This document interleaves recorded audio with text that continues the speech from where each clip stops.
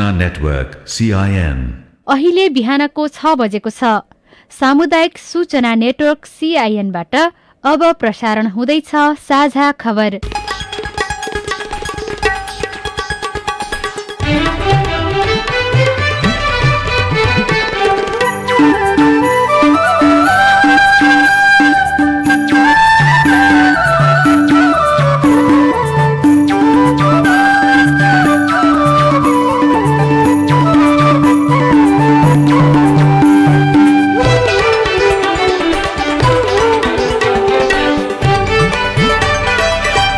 शुभ प्रभात। यो CIN को साझा खबर हो। स्नेहा कर्णसँगै लील प्रकाश चन्दको तपाईलाई स्वागत छ। सामुदायिक रेडियोबाट देशैभरि एकैसाथ प्रसारण भइरहेको साझा खबर CINखबर.com र मोबाइल एप CIN बाट पनि सुन्न सकिन्छ।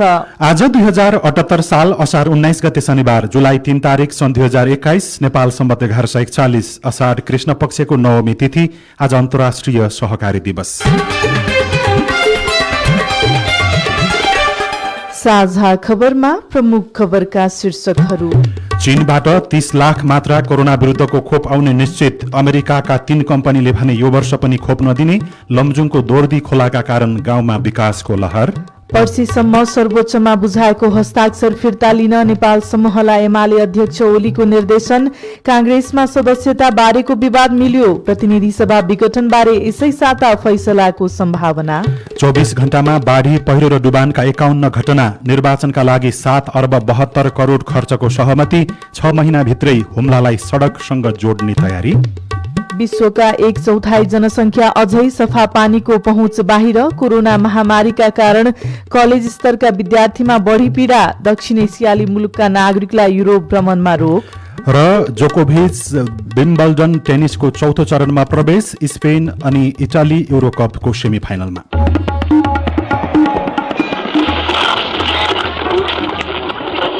सयौं रेडियो, हजारौं रेडियो कर्मी र करोडौं नेपालीको माझमा यो हो सामुदायिक सूचना नेटवर्क CIN। साझा खबरको सबैभन्दा सुरुमा चीनबाट 30 लाख मात्रा कोरोना विरुद्धको खोप आउने निश्चित भएको प्रसंग। सरकारले खरिद गरेको चीनको भेरोसेल खोप आउँदो बिहीबारबाट ल्याइने भएको छ। असार 25 देखि साउन 8 गतेसम्म नेपाल वायु सेवा निगमका 3 उडानमा 30 लाख मात्रा खोप ल्याउन जहाज चीन पठाउने निर्णय भएको छ। एक उडानमा 10 लाख मात्रा खोप ल्याउन लागिएको निगमका महानिर्देशक डीम प्रसाद पौडेलले जानकारी दिनुभयो। सरकार र चीनको बेजिङ स्थित सिनोफार्म कम्पनीसँग खोप खरिदको गोप्य सम्झौता भएको थियो।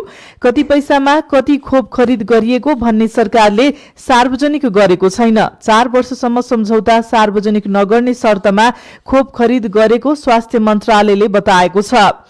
एक मात्राको $14 खरिद गरेको दावी पनि गरिएको छ। जेठ 31 मा बसेको मन्त्री परिषद बैठकले कोरोना खोप खरिद प्रक्रिया अघि बढाउन स्वास्थ्य मन्त्रालयलाई सहमति दिएको थियो। नेपालले खोप खरिदको प्रस्ताव गर्दा चिनिया कम्पनीले मूल्य र खरिद गरिएको खोपको संख्या लगायतका विषय सार्वजनिक नगर्ने गरी नन डिस्क्लोजर एग्रिमेन्ट गर्नुपर्ने अडान राखेको थियो। यस्तै नेपालले भारतको सेरम इन्स्टिच्युट अफ इन्डियाबाट खरिद गरेको 20 लाख डोज कोभिसिल्ड खोप मध्ये 10 लाख अझै आउन सकेको छैन। उसले जुलाई अन्तिम वा अगस्त पहिलो साता अर्थात साउनको दोस्रो सातापछि मात्रै खोप उपलब्ध गराउन सक्ने अनौपचारिक जानकारी नेपाल सरकारलाई दिएको छ।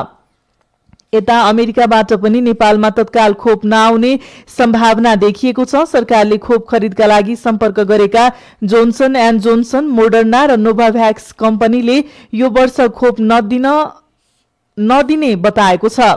यस्तै सरकारले रूस र बेलायतलाई पनि खोपका लागि आग्रह गरेको थियो। परराष्ट्र मन्त्रालयका अनुसार त्यहाँबाट पनि स्पष्ट जवाफ आउन सकेको छैन। डेनमार्कबाट कोभिड विरुद्धको अक्सफोर्ड एस्ट्रेजेनेकाको खोप ल्याउन पनि नेपालले जेठ तेस्रो सातादेखि नै कूटनीतिक प्रयास गरिरहेको छ।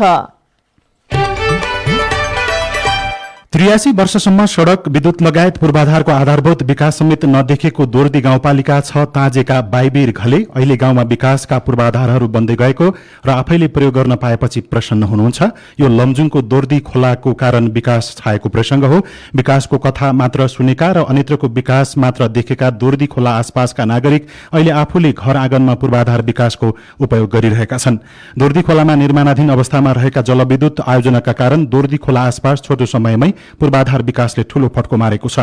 दैलोमा जलविद्युत आयोजना निर्माण भएसँगै आफूहरूको जीवनशैली फेरिएको त्यहाँका नागरिकहरूले बताउने गरेका छन्। दोर्दी करिडोरमा पहिलोपटक जोखिम मलिरहे भए पनि 2 मेगावाटको आयोजना निर्माण आर्दै छ्याङदीले आफ्नो काम सुरु गरेको थियो र झाडीले ढाकेका जग्गाले समेत अहिले मूल्य पाएका छन्। कुनै बेला कौडीको मूल्यमा पनि नबिक्ने झाडीले ढाकेका जग्गाको मूल्य जलविद्युत आयोजना निर्माणको क्रमसँगै बढ्दै गएको पाइएको छ। जलविद्युत लगानी गर्न डर मान्ने प्रवर्तकहरू अहिले लगानीका लागि उक्सिएका छन्। 24 अर्ब लगानी दोर्दी खोलामा भइसकेको छ। दोर्दी खोला जलविद्युत आयोजना निर्माणको क्रमसँगै यस क्षेत्रका अधिकांश युवाले रोजगारी पाएका छन्। सिप भएका र सिप नभएका दुवै थरीका युवाहरू यो आयोजनामा संलग्न भएको पाइएको छ र पर्यटकको ध्यान पनि त्यस क्षेत्रका बासिन्दाले गरेका कामहरूले तान्दै आएका छन्। शेयरमा समेत आकर्षण बढेको छ। एम्बुलेन्स पनि गाउँमै पुगेको छ। रेडियो लमजुङले खबर पठाएको छ।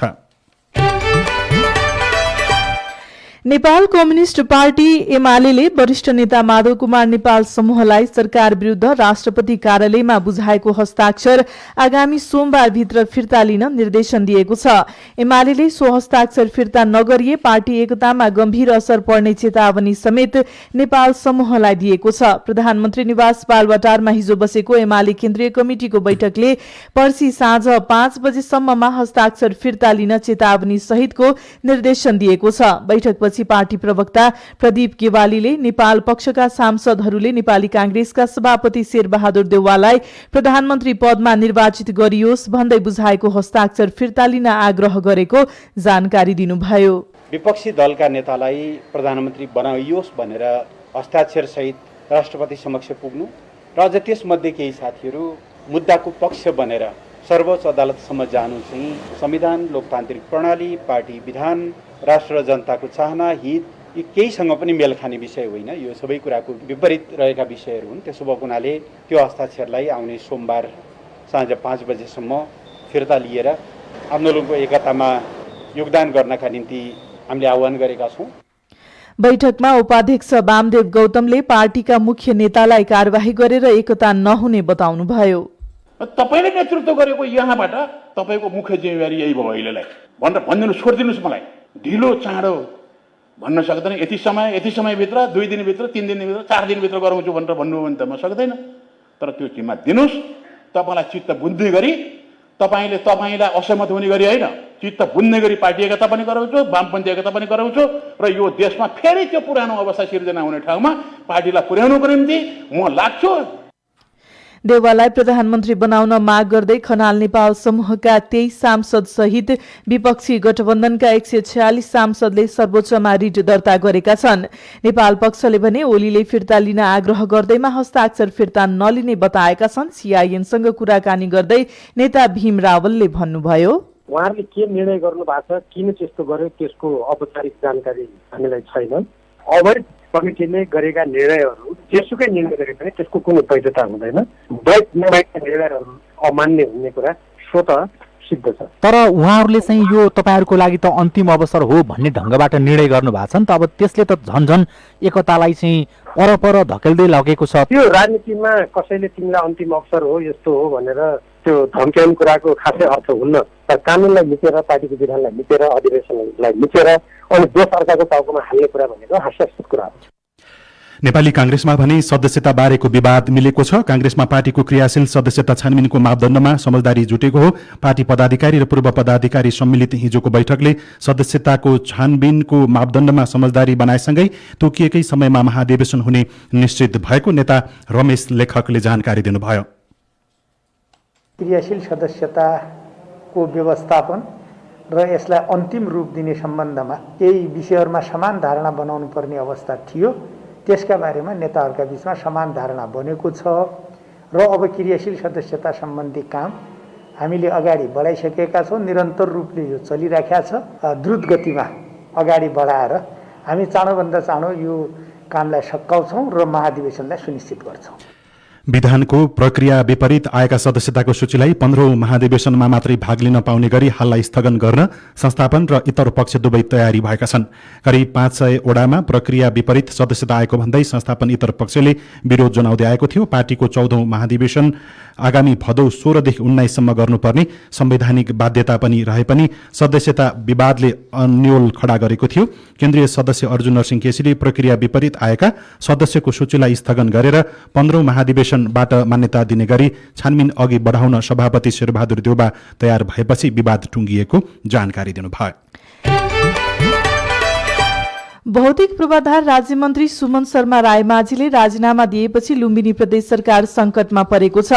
जनता समाजवादी पार्टीको महन्त ठाकुर पक्षधर रहँदै सरकारमा सहभागी हुनुभएका रायमाझीले गुट परिवर्तन गरी राजीनामा दिनुभएको हो। मुख्यमन्त्री शंकर पोखरेललाई राजीनामा पत्र बुझाएपछि प्रदेशसभामा विपक्षी र सत्तारूढको संख्या बराबरी भएको छ। सभामुख बाहेक प्रदेशसभामा सत्ता पक्षमा 41 र विपक्षमा 41 सांसदहरू रहेका छन्। 42 जना सांसदको समर्थनमा मुख्यमन्त्री बन्नुभएका पोखरेल फेरि संकटमा पर्नु भएको हो। विपक्षी गठबन्धनले अल्पमतमा परेका मुख्यमन्त्रीले तत्काल राजीनामा दिनुपर्ने माग गरेको छ। नेपाली कांग्रेसका प्रमुख सचेतक फकरुद्दीन खानले सीआईएनसँग कुराकानी गर्दै भन्नुभयो, सरकार चाहिँ प्रष्ट अल्पमतमा देखियो, मुख्यमन्त्रीले बहुमत गुमाउनु भयो र उहाँले पटक पटक के भन्नुभएको थियो भने अब म बहुमतमा नरहेको दिन 1 मिनट पनि सत्तामा बस्दिन भन्ने किसिमको उहाँको अभिव्यक्ति रोस्टमबाटै संसदमै उहाँले बोल्नु भएको कुरा हो यो। त्यसैले अब उहाँले के गर्नुहुन्छ त्यो कुरा हेर्न बाँकी छ। अब हाम्रो विपक्षी गठबन्धनको तर्फबाट भन्नुपर्दा अल्पमतमा परिसकेको सरकारले शासन गर्ने वैधता गुमाउँछ। त्यही भएर उहाँले चाहिँ अविलम्ब राजीनामा दिएर मार्ग प्रशस्त गर्नुपर्छ। रायमाझी सहित जसपाबाट कार्यवाहीमा परेका 4 सांसदको मुद्दा सर्वोच्च अदालतमा विचाराधीन रहेको छ।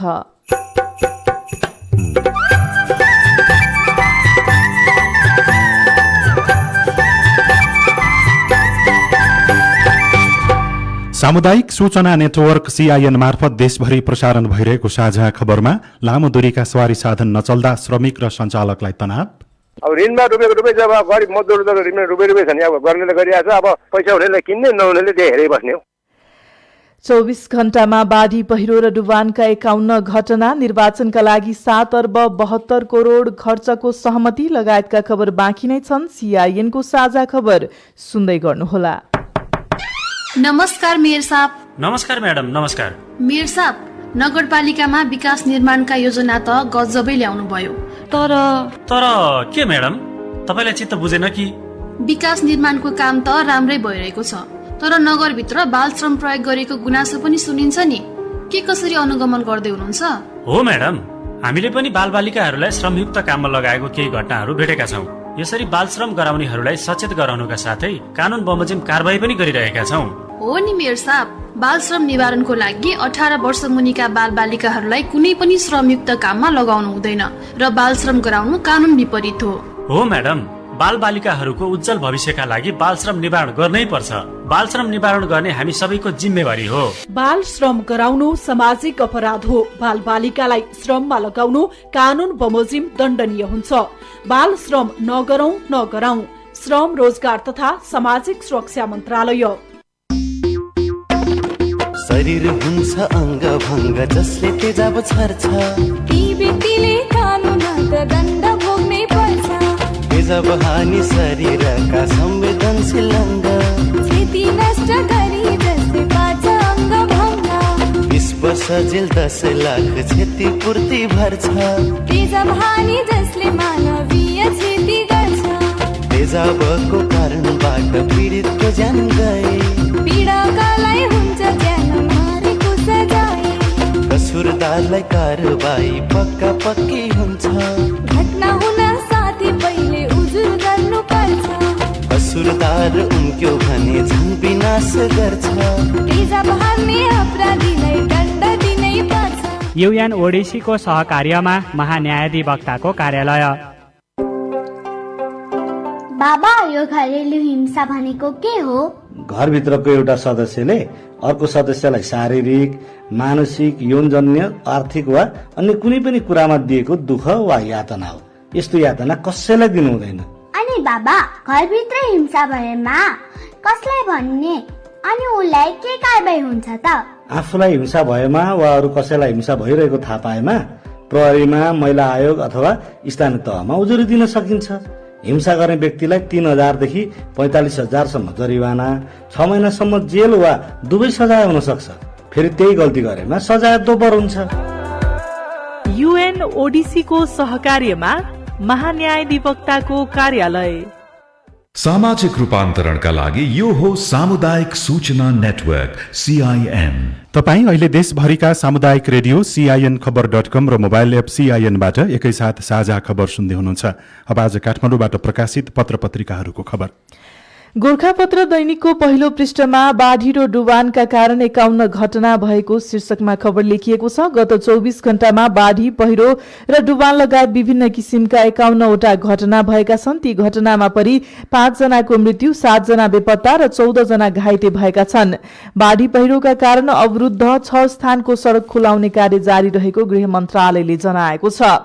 निर्वाचनका लागि 7 अर्ब 72 करोड शीर्षकमा खबर लेखिएको छ। अर्थ मन्त्रालयले प्रतिनिधि सभा निर्वाचन खर्चका लागि 7 अर्ब 72 करोड 83 लाख रुपैयाँको बजेट सहमति प्रदान गरेको छ। अर्थ मन्त्रालयले हिजो निर्वाचन आयोगलाई उक्त सहमति प्रदान गरेको हो। प्रतिनिधि सभा निर्वाचन सञ्चालनका लागि आयोगले तयार पारेको आर्थिक कार्यविधिलाई सहमति दिएको अर्थ मन्त्रालयका प्रवक्ता महेश आचार्यले जानकारी दिनुभयो। आगामी 6 महिनामा हुम्लाको सदरमुकाम सिमकोट राष्ट्रिय सड़क सञ्जालसँग जोडिने भएको छ। कर्णाली करिडोरको सिमकोटदेखि सर्केगाड खड्नको छारे र लेप्चेमा बेली ब्रिज निर्माणको प्रक्रिया अगाडि बढेपछि नयाँ आर्थिक वर्षको मध्य अघि सदरमुकाम सिमकोटमा राष्ट्रिय सड़क सञ्जाल जोडिने भएको हो। नयाँ पत्रिका दैनिकमा सोमबार बहस सकिने साताभित्रै फैसलाको सम्भावना शीर्षकमा खबर छ। प्रतिनिधि सभा विघटन सम्बन्धी मुद्दामा सरकार पक्षको बहस सकिएको छ। राष्ट्रपति र प्रधानमन्त्रीको पक्षमा 32 जना कानून व्यवसायीले संवैधानिक इजलासमा 5 दिन बहस गरेका छन्। शुक्रबार हिजो राष्ट्रपति र प्रधानमन्त्रीको कदमको बचाउ गर्दै 12 कानून व्यवसायीले बहस गरेका छन्। वरिष्ठ अधिवक्ताहरू रमेश गुरागाई र विष्णुमणि अधिकारी सहित अधिवक्ताहरू बाबुराम दाहाल, भोजराज आचार्य सहित 12 जनाले बहस गरेका छन्। उनीहरूले प्रधानमन्त्री ओलीले गरेको विघटन संविधान सम्बद्ध भएको र राजनैतिक विषय रहेकाले अदालत प्रवेश गर्न नहुने समेत तर्क गरेका छन्। कान्तिपुर दैनिकको भित्री पन्नामा कर्जा उपयोगमा ठूला ऋणीकै वर्चस्व शीर्षकमा खबर छ। 37% ऋणीले लिएका छन् 90% कर्जा, बाँकीलाई 10% मात्रै दिइएको छ। अर्को खबर, निजी आवास पुनर्निर्माण 6 वर्षमा 75% मात्रै भएको खबर छ। भूकम्प गएको 6 वर्षमा निजी आवास पुनर्निर्माण बल्ल 74.68% सकिएको छ। एनसेललाई दोस्रो पटक स्पष्टीकरण सोधिएको अर्को खबर छ। स्वीकृति नै नली विभिन्न प्याक तथा सेवाको स्वतः नवीकरण गरी 1.25 अर्ब रुपियाँ ठगी गरेको भन्दै नेपाल दूरसञ्चार प्राधिकरणको सञ्चालक समितिले दूरसञ्चार सेवा प्रदायक एनसेललाई स्पष्टीकरण सोध्ने निर्णय गरेको हो। अब प्रस्तुत छ कोरोना क्याप्सुल। कोरोनाको यो 61औं क्याप्सुल हो। आजको क्याप्सुलमा 3 वटा डोजहरू छन्। आजका डोजहरू खुकुलो हुँदै गएको निषेधाज्ञा र चहल पहल बीच बढ्दो तेस्रो लहर, खोप र संक्रमणका बहुल विषयमा जानकारी दिन तयार पारिएका छन्। कोरोना क्याप्सुलका आजका डोजहरू दिँदै हुनुहुन्छ माइक्रोबायोलोजीका प्रोफेसर डाक्टर रितु अमात्य। कोरोनाको दोस्रो लहर थामिएको छैन, तर तेस्रो लहरबाट कसरी जोगिने भन्ने चिन्ता सुरु भइसक्यो। संक्रमणबाट बचाउने एकमात्र उपाय खोप हो, तर खोप कहिले आउने हो भन्ने पनि टुङ्गो छैन। अहिलेका लागि आफूलाई र आफन्तलाई बचाउने उपाय त कोरोनाको तेस्रो लहर के हो, यसका लक्षण के हुन् र कसरी बच्ने भनेर जान्नु नै हो। सुनौ कोरोना क्याप्सुलको पहिलो डोज। तेस्रो पल्ट पनि धेरै मान्छेहरूलाई संक्रमण गर्ने भनेर त्यसलाई तेस्रो लहर भनेको। त्यसैले अब तेस्रो लहरमा कस्तो खालको लक्षण आउँछ भनेर त अहिले नै किटान गरेर भन्न गाह्रो छ। पहिलो जुन लहर आएको थियो त्यसमा चाहिँ अलि बुढापाकाहरू 60 वर्षभन्दा बढीकोलाई भएको थियो भने अहिलेको यो दोस्रो लहरमा चाहिँ 30 देखि 50 धेरै भएको देखिएको छ। तेस्रो लहरमा पनि अब लक्षणहरू उस्तै देखिने भन्ने अनुमान गर्न सकिन्छ। सामान्य रुगाखोकी जस्तै ज्वरो आउने, थकान हुने, दिशा लाग्ने, डायरिया हुने, जिउ दुख्ने, आँखा रातो हुने। कोरोनाको तेस्रो लहर र डेल्टा भन्ने शब्द तपाईले पनि सुन्नु र पढ्नु भएको छ। डेल्टाले बालबालिकालाई संक्रमित गर्छ भन्ने कुरा पनि अब धेरैलाई थाहा भइसक्यो। कोरोनाको संक्रमणबाट बालबालिकामाथि बढेको खतरा र उनीहरूमा देखिन सक्ने लक्षणबारे सुनौ कोरोना क्याप्सुलको दोस्रो डोज। बालबालिका त्यो उमेरको ग्रुपलाई दिएको छैनौँ होइन, अनि त्यसले गर्दाखेरि बालबालिका चाहिँ अब रिस्कमा छ भनौँ न।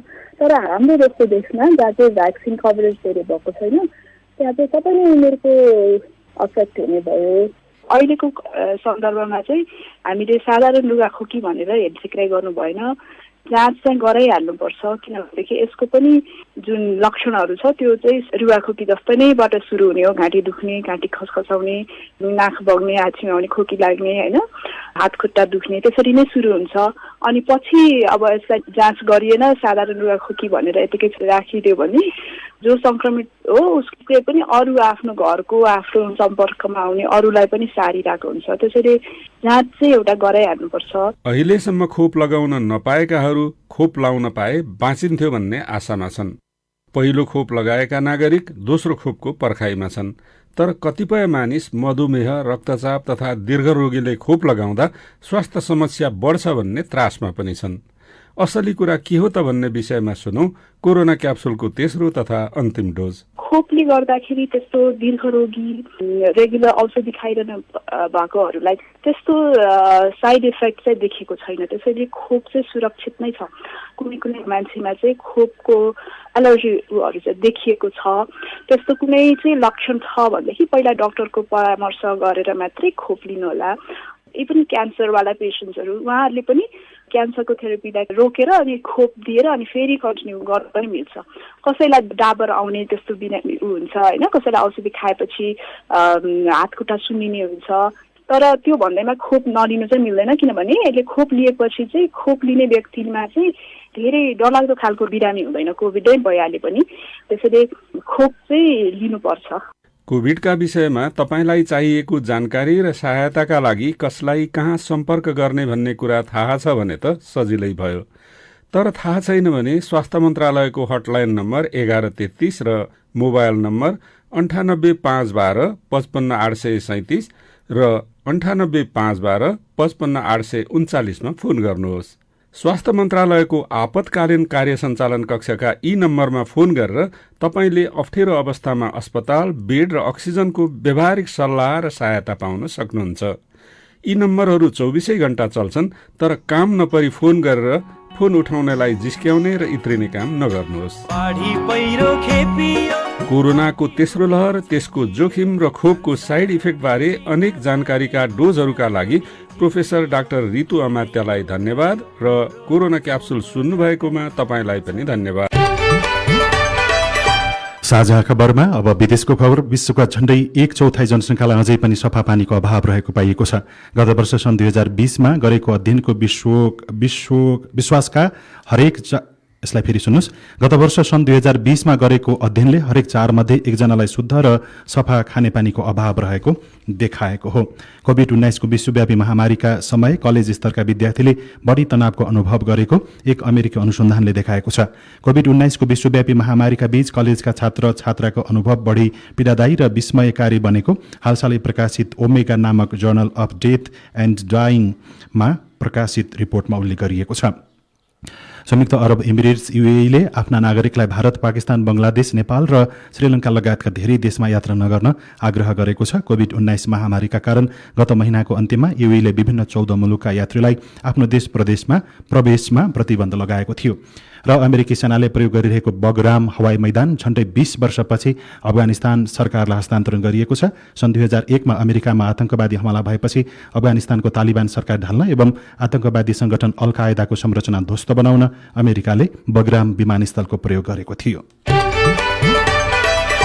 अब खेल खबर। फिफा वरियताको शीर्ष टोली बेल्जियमलाई हराउँदै इटाली 16औं संस्करणको युरो कप फुटबलको सेमिफाइनलमा प्रवेश गरेको छ। गै राति भएको दोस्रो क्वार्टर फाइनलमा बेल्जियमलाई 2-1 गोल अन्तरले पराजित गर्दै इटालीले अन्तिम 4 को यात्रा तय गरेको हो। यस्तै 3 पटकको च्याम्पियन स्पेन पनि युरो कप फुटबलको सेमिफाइनलमा प्रवेश गरेको छ। रुसमा गै राति भएको पहिलो क्वार्टर फाइनलमा 10 खेलाडीमा सीमित स्विट्जरल्याण्डलाई पेनाल्टी सुटआउटमा 3-1 गोल अन्तरले पराजित गर्दै स्पेन अन्तिम 4 मा पुगेको हो। र साबिक विजेता नोभाक जोकोभिच विम्बल्डन टेनिसको चौथो चरणमा प्रवेश गर्नु भएको छ। लन्डनमा गै राति अमेरिकाका डेनिस कुडलालाई पराजित गर्दै जोकोभिचले चौथो चरणमा स्थान सुरक्षित गर्नु भएको हो।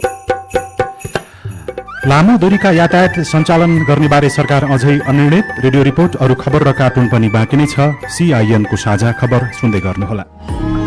के तपाईलाई लामो समयदेखि निन्द्रा नलाग्ने, छटपटी लाग्ने, नकारात्मक सोचाइ आउने, दैनिक क्रियाकलाप गर्न मन नलाग्ने, धेरै चिन्ता लाग्ने, धेरै रिस उठ्ने, नरमाइलो लाग्ने, दिक्क लाग्ने, कोहीसँग बोल्न मन नलाग्ने, आत्महत्याको सोचाइ तथा आत्महत्याको प्रयासहरू गर्ने वा अरू यस्तै मनसँग सम्बन्धित लक्षणहरू छन् भने तपाईलाई मनोसामाजिक समस्या भएको हुन सक्छ।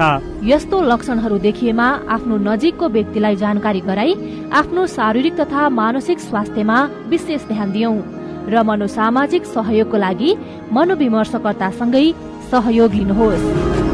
नागरिक आवाजद्वारा जनहितमा जारी सन्देश। कोभिड बारे बालबालिकाको चासो अब हाम्रो पालो। कोभिड बारे जोडिएका थुप्रै बालबालिकाका प्रश्न र सरकारवालाको जवाब सहित हरेक आइतबार साँझ 7:30 बजेको साझा खबरमा प्रस्तुत हुँदैछ हाम्रो पालो। कोभिडपछि घरको बसाई, बाल मस्तिष्कमा पर्ने प्रभाव, बाल मनोविज्ञानका सवाल, कोभिडमा बाल सुरक्षा र कोभिड विरुद्धको खोप लगायत तपाईलाई लागेको विषयमा हाम्रो IVR नम्बर 015260 मा प्रश्न रेकर्ड गराउनुहोला। हामी हाम्रो पालो मार्फत देशभरिका सामुदायिक रेडियोमा प्रसारण गर्नेछौं। नेपाल सरकार स्वास्थ्य तथा जनसंख्या मन्त्रालय, राष्ट्रिय स्वास्थ्य शिक्षा सूचना तथा संचार केन्द्र, सेभ द चिल्ड्रेन र CIN को प्रस्तुति। सामाजिक रूपान्तरणका लागि यो हो सामुदायिक सूचना नेटवर्क CIN। साझा खबरमा अब लामो दूरीका सवारी साधन सञ्चालन नहुँदाको प्रभाव। कोरोना भाइरसको जोखिम केही घटेको भन्दै काठमाडौँ उपत्यका सहित देशभर जारी निषेधाज्ञाको स्वरूप परिवर्तन गरिएसँगै छोटो दूरीको सवारी साधन सञ्चालनमा आएका छन्। तर लामो दूरीका सवारी साधन कहिलेबाट सञ्चालनमा आउँछन् अन्यल कायमै छ। लकडाउनका कारण यातायात व्यवसायी अघिल्लो वर्षदेखि नै समस्यामा छन्। गाडी राम्रोसँग चलाउन नपाउँदै यस वर्ष पनि दोहोरिएको निषेधाज्ञाले सयौं यातायात मजदुरको जीवन कठिन भएको छ।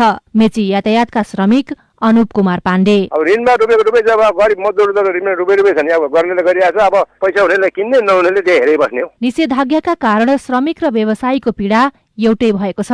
ऋण गरेर किनेको बस लामो समयसम्म ग्यारेजमै थन्काउनु पर्दा एकातिर खिया लागेर बिग्रिएला भन्ने डर, अर्कोतिर बैंकलाई तिर्नुपर्ने ब्याज। यातायात व्यवसायी टीकाराम श्रेष्ठ अब व्यवसाय सञ्चालन गर्नुको विकल्प नभएको बताउनुहुन्छ। गर्नु पर्छ नै अब, किनकि गाडीहरू पुरै खिया लागेर गाडीको नटहरू टायरहरू बसिसकेको छ, अब यतिकै राख्ने भने त यो त कामै लाग्दैन। व्यवसायीका अनुसार यातायात क्षेत्रमा 10 खर्ब भन्दा बढीको लगानी छ, जसमा 80% बैंकको र 20% लगानी व्यवसायीको छ। बन्दाबन्दीको मारमा परेको यातायात व्यवसाय सञ्चालन गर्न सरकारले तत्काल वातावरण नमिलाए लगानी डुब्ने यातायात व्यवसायी राष्ट्रिय महासंघका अध्यक्ष योगेन्द्र कर्मचारीको भनाइ छ। प्लेन चल्दै गाडी चलाएको अव्यवहारिक भयो, जुन उद्देश्यले सरकारले त्यसको उद्देश्य विपरीत भयो भने सबै कुरा सर छ। विशेष गरी समयमा सरकारको धारणा होला, त्यसपछि हामी सल्लाह गरौँला। यातायात व्यवसायको क्षेत्रमा 10 लाख भन्दा बढी श्रमिकहरू प्रत्यक्ष जोडिएका छन्। अन्य क्षेत्र खोलिसक्दा लामो दूरीको यातायात खुलाउन सरकारको तयारी के छ? भौतिक पूर्वाधार तथा यातायात मन्त्रालयका सचिव रविन्द्रनाथ श्रेष्ठ कोभिड सम्बन्धी अब खोल्न भयो कि भएन, यातायात खोल्दाखेरि त्यसले के असर गर्छ भन्ने किसिमको कुराहरू सबै त्यो अध्ययनदेखि लिएर त्यसको डिसिजन गर्ने अधिकार चाहिँ सिसिएमसी हो कि। सम्बन्धित मन्त्रालयको यस्तो जवाफपछि हामीले कोभिड-19 संकट व्यवस्थापन केन्द्र सीसीएमसीका प्रवक्ता कृष्ण हरि पुष्करलाई सम्पर्क गर्यौं। सीसीएमसीले छोटो दूरीको खोल्नु, लामो दूरीको खोल्नु के पनि भनेकै छैन एकदम। सीसीएमसीले त्यो बारेमा केही छलफल पनि भएको छैन। सीसीएमसीको त्यो जुरिडिक्सनको विषय पनि भएको थियो। गृह मन्त्रालयमा पनि यस विषयमा छलफल भएको छैन। सरकारी निकाय एकले अर्कोलाई देखाउँदै पन्छिरहेका छन्, तर देशभरका 4 लाख भन्दा बढ़ी साना ठूला सार्वजनिक यातायातका श्रमिक निर्णय पर्खेर बसिरहेका छन्। सुशीला श्रेष्ठ, सीआईएन, काठमाडौँ। यो रिपोर्टसँगै हामी साझा खबरको अन्त्यमा आइपुगेका छौं। सामुदायिक रेडियो प्रसारक संघद्वारा सञ्चालित सीआईएनको बिहान 6 बजेको साझा खबर सक्नुअघि मुख्य मुख्य खबर फेरि एकपटक। चीनबाट 30 लाख मात्रा कोरोना विरुद्धको खोप आउने निश्चित। अमेरिकाका 3 कम्पनीले भने यो वर्ष पनि खोप नदिने।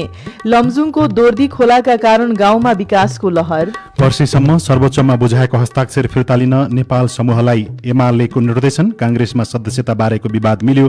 प्रतिनिधि सभा विघटन बारे यसै साता फैसलाको सम्भावना। 24 घण्टामा बाढी पहिरो र डुबानका 51 घटना। निर्वाचनका लागि 7 अर्ब 72 करोड खर्चको सहमति। 6 महिनाभित्रै हुम्लालाई सड़कसँग जोड्ने तयारी। विश्वका 1/4 जनसंख्या अझै सफा पानीको पहुँच बाहिर। कोरोना महामारीका कारण कलेज स्तरका विद्यार्थीमा बढी पीडा। र जोकोभिच विम्बल्डन टेनिसको 4औं चरणमा प्रवेश।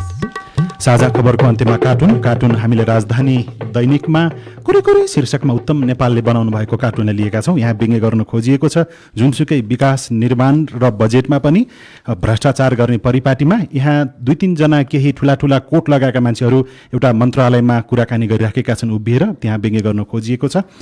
विश्व बैंकबाट फेरि ऋण आइसकेपछि कर्मचारीहरू बीचमा कानेखुसी चलेको देखाइएको छ। तल चाहिँ यस्तो लेखिएको छ, विश्व बैंकबाट फेरि त्यत्रो अर्ब ऋण ल्याछ, यति सानो खल्तीमा अट्लाएर कमाउने रकम।